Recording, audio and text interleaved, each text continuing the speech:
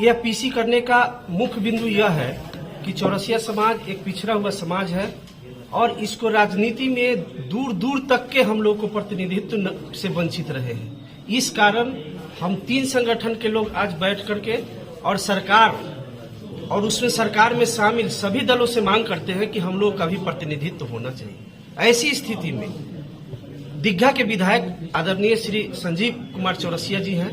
अगर उनको सम्मान मिलता है तो यह चौरसिया समाज का सम्मान होगा। मेरा मानना है कि जिस समाज का प्रतिनिधित्व नहीं होता है वह समाज कोई काम लायक ही नहीं होता है। लेकिन हम लोग चौरसिया समाज के लोग अब जाग चुके हैं और ऐसी स्थिति में हमारे बंधु क्वेश्चन कर रहे थे कि आप क्या करेंगे। हम लोग सब कुछ कर सकते हैं। हम लोग तो 35 वर्ष तक के किए, हम लोग बाहर भी रहे और भीतर भी होना चाहते हैं, लेकिन हम लोग को मान सम्मान नहीं मिलेगा तो हम लोग अपनी आवाज को बुलंद करते रहेंगे।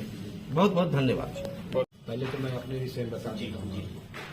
मेरा नाम इंजीनियर आर.के. प्रसाद है और मैं राष्ट्रीय कार्यकारी अध्यक्ष हूँ अखिल भारतीय आदर्श चौरसिया महासभा दिल्ली। ये रजिस्ट्रेशन हमारा दिल्ली का है और किसी का संगठन का ऐसा नहीं है। आज हम लोग जो बिहार प्रदेश का मंत्रिमंडल में समावेश की आवश्यकता है, अभी हम लोग सब जानते हैं कि पिछले कई दिनों पहले जो सरकार थी आज वो सरकारी नहीं रही, नई सरकार बनी है जिसमें प्रारंभिक स्तर से बीजेपी का उसमें बहुमत और संख्या ज्यादा है, जिसके चलते हम लोग चाहते हैं कि हम लोगों का भी समावेश हो।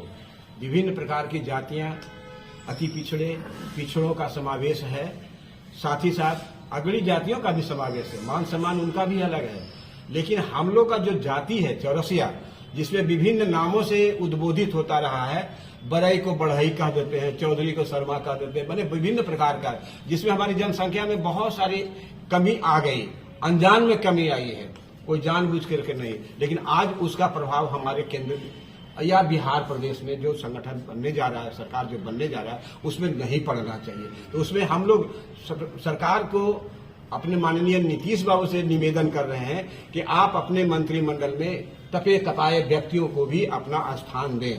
इस क्रम में हमारे जिम्मेदार व्यक्ति हैं जो बहुत दिनों से आरएसएस में रहे, बीजेपी में भी रहे, भारतीय युवा जनता मोर्चा में भी रहे, बिहार विद्यार्थी परिषद में भी रहे और आज दीघा के विधायक बने हुए हैं।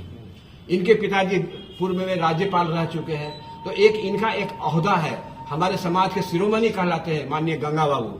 तो इस प्रकार से हमारा जो समावेश है, इस घरेलू समावेश को सरकार के माध्यम में आना चाहिए। आज हमारा कहीं भी प्रतिनिधित्व नहीं हो रहा है, कहीं भी जगह पर नाम नहीं आ रहा है चौरसिया का।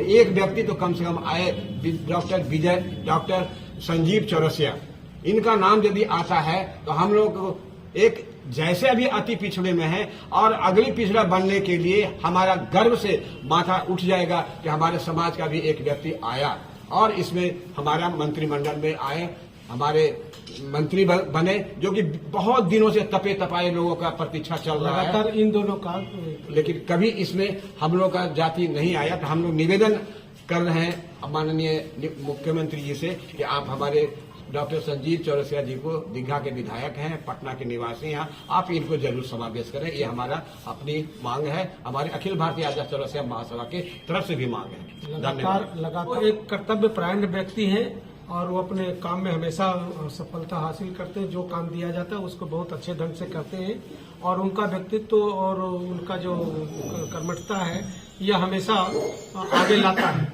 परंतु पता नहीं हमारे मुख्यमंत्री और हमारे बीजेपी के लोगों को क्यों उनको ड्रॉप किया जाता है, पता नहीं। मैं मांग करूंगा कि ऐसे व्यक्ति को जो हमारा समाज को आगे ले जाने के लिए हमेशा तत्पर रहते हैं, ऐसे व्यक्ति को मंत्रिमंडल में निश्चित रूप से शामिल करना चाहिए। हमारा प्रतिनिधित्व जो है लगातार 35 वर्षों से कहीं नहीं दिख रहा है। उसके पहले भी नहीं था, लेकिन जब लालू रिजीम आई उसके बाद फिर नीतीश जी का रिजीम आया, तब से लगातार अभी तक कोई प्रतिनिधित्व नहीं मिला।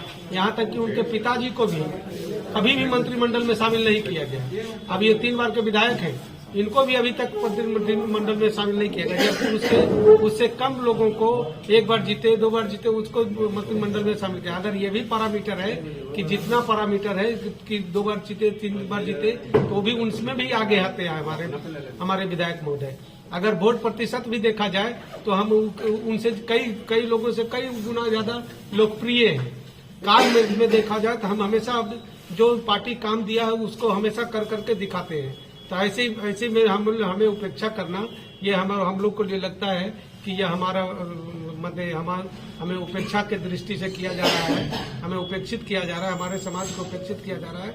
तो यह हमें आंख मूंद कर करके फिर हम एनडीए के साथ हमारा समाज नहीं रहेगा निश्चित रूप से। इसलिए मैं मांग करता हूं कि हमारे समाज को भी उचित प्रतिनिधित्व मिले और मंत्रिमंडल में मंत्रिमंडल में जिसमें ये बन रही है, गठन हो रही है, उसमें संजीव कुमार चौरसिया जी को निश्चित रूप से उसमें मंत्रिमंडल में शामिल करना चाहिए।